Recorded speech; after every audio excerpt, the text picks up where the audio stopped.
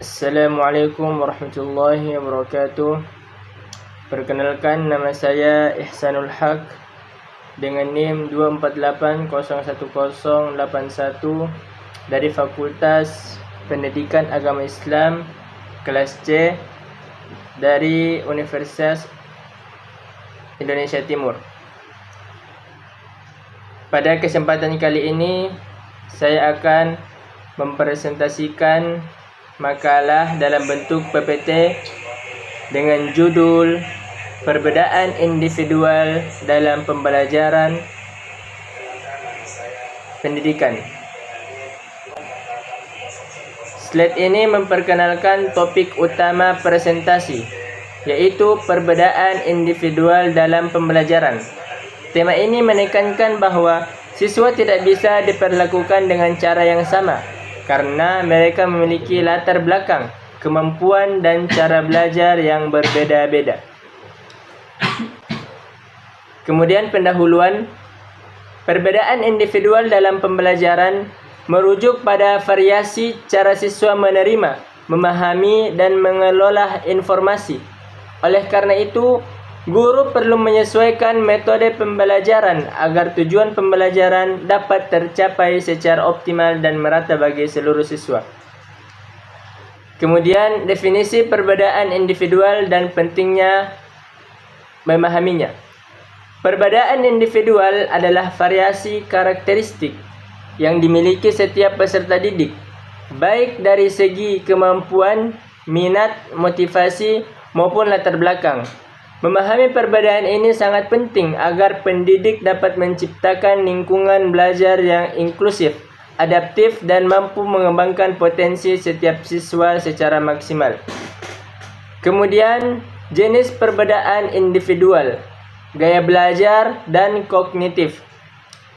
Setiap siswa memiliki gaya belajar yang berbeda, seperti visual, auditori, dan kinestetik. Selain itu, terdapat pula perbedaan kognitif, yaitu perbedaan kemampuan berpikir dan memahami materi. Dengan mengenali perbedaan ini, guru dapat menyesuaikan strategi pembelajaran agar lebih efektif.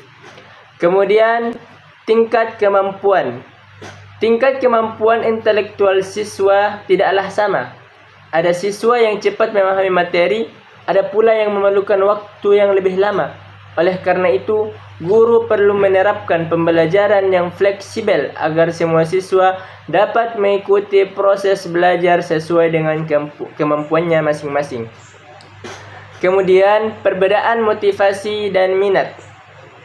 Motivasi sangat berpengaruh terhadap keberhasilan belajar siswa. Siswa dengan motivasi tinggi cenderung lebih aktif dan bersemangat. Selain itu, minat siswa terhadap suatu materi juga menentukan tingkat pemahaman mereka, sehingga pembelajaran akan menjadi lebih efektif jika materi dikaitkan dengan minat siswa. Kemudian, perbedaan fisik dan psikologis.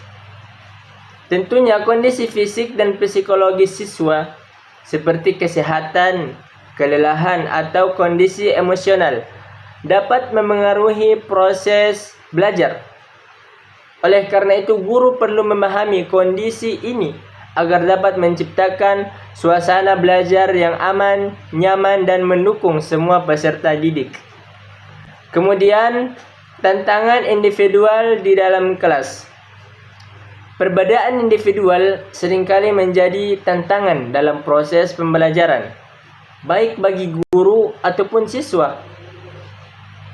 Karena tantangan ini dapat memengaruhi metode pengajaran, interaksi kelas, serta tingkat keterlibatan siswa. Oleh karena itu, guru perlu memiliki strategi yang tepat untuk mengelola perbedaan tersebut.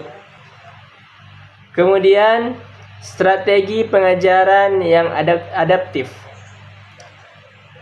Pengajaran inklusif bertujuan untuk mengakomodasi semua kebutuhan siswa tanpa diskriminasi, yang mana lingkungan belajar yang inklusif akan membantu siswa merasa dihargai dan didukung dalam proses belajarnya. Sebagai kesimpulan, diferensiasi pembelajaran. Diferensiasi pembelajaran adalah strategi yang menyesuaikan materi, metode, dan evaluasi pembelajaran sesuai dengan kebutuhan, gaya belajar, dan kemampuan siswa, yang mana strategi ini membantu setiap siswa belajar secara optimal. Kemudian, peran guru. Guru memiliki peran yang sangat penting dalam mengenali dan menghargai perbedaan individual siswa, yang mana dengan pemahaman yang baik, guru dapat menciptakan suasana belajar yang positif, mendukung dan mendorong perkembangan akademik maupun karakter siswa. Kesimpulan dan rekomendasi. Perbedaan individual dalam pembelajaran merupakan hal yang tidak dapat dihindari. Oleh karena itu, pendidik diharapkan mampu menerapkan strategi pembelajaran yang adaptif dan inklusif agar semua siswa mendapatkan kesempatan belajar yang adil dan bermakna. Kemudian sebagai penutup, demikianlah pemaparan mengenai perbedaan individual dalam pembelajaran. Semoga materi ini dapat menambah wawasan kita tentang pentingnya memahami karakteristik peserta didik dalam proses pendidikan. Dengan memahami perbedaan tersebut, maka kita dapat menciptakan pembelajaran yang lebih efektif, adil, dan manusiawi. Selanjutnya, terima kasih atas Bapak dosen dan teman-teman semua. Semoga kita senantiasa dilindungi oleh Allah Subhanahu wa taala serta diberikan umur yang panjang. Dan wassalamualaikum warahmatullahi wabarakatuh.